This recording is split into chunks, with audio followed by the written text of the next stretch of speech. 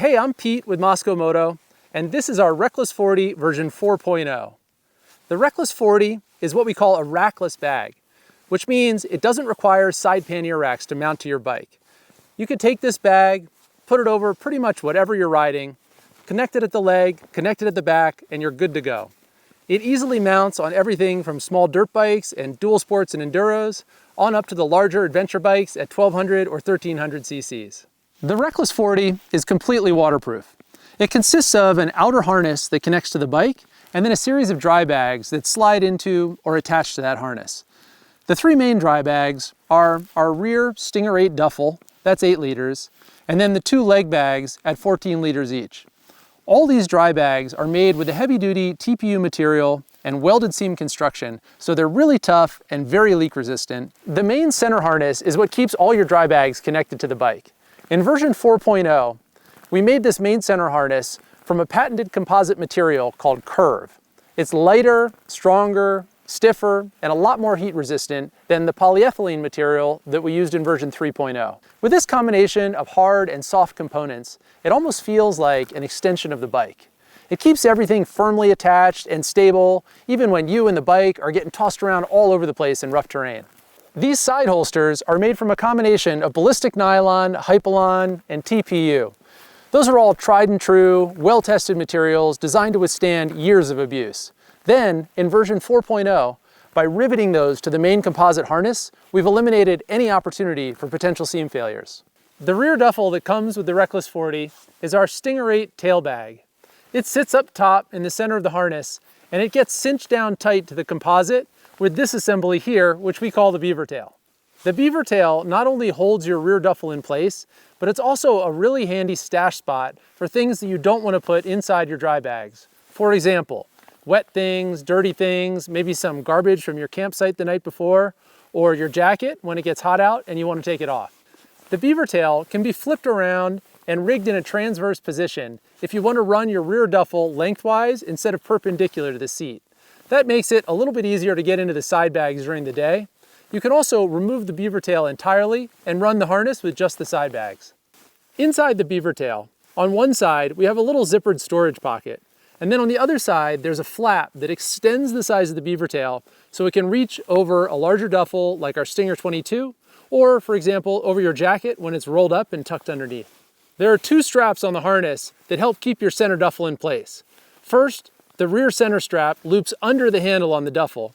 Then on the front of the duffel, we have a secondary retention strap to grab the handle on the front of the duffel as well. The Stinger 8 dry bag that comes with the kit has stashable mesh backpack straps that hide away in a little inside pocket. It's great for like running into town for quick errands or in an emergency situation if your bike breaks down. It's always handy to have a spare backpack.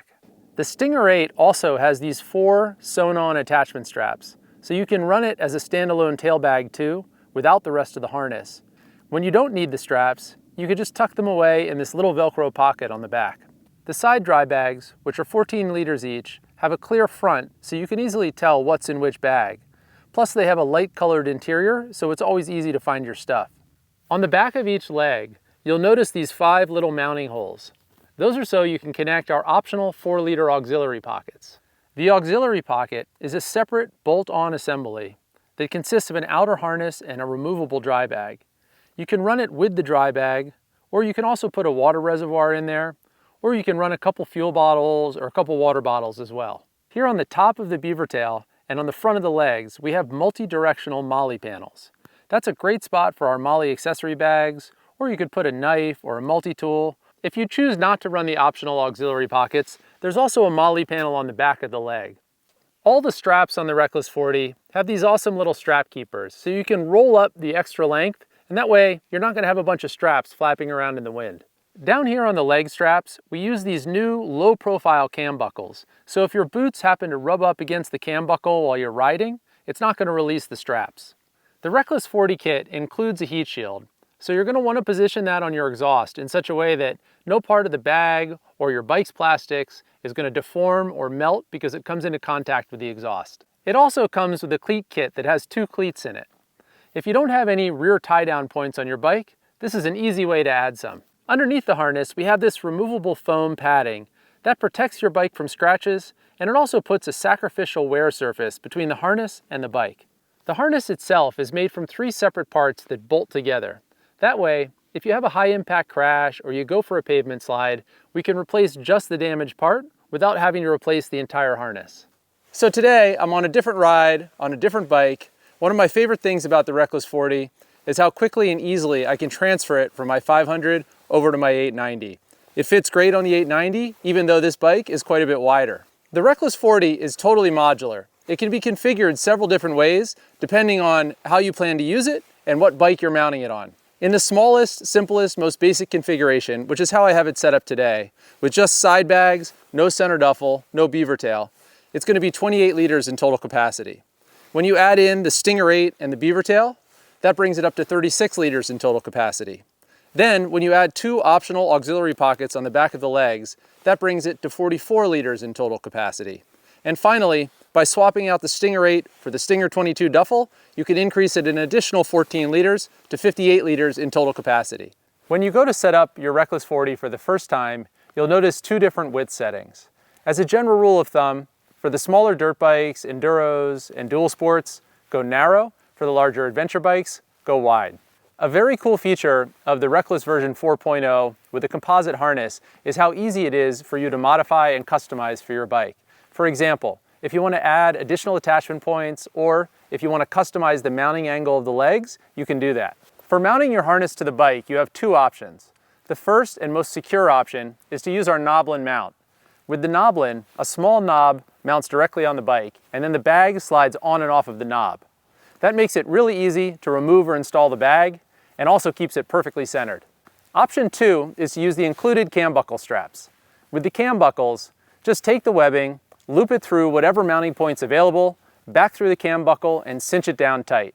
With the attachment straps, you can throw this bag over pretty much any bike, even a loaner or a rental, and just go ride. Once you've secured the rear of the bag, the leg straps connect either to the frame or to the passenger foot pegs.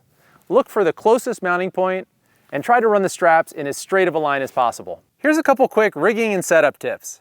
First, don't overload the bag. If you find yourself pushing the upper limits of the capacity, consider stepping up to our Rackless 80 system instead. Second, match the setup of the bag to the type of terrain and the bike you're going to be riding on.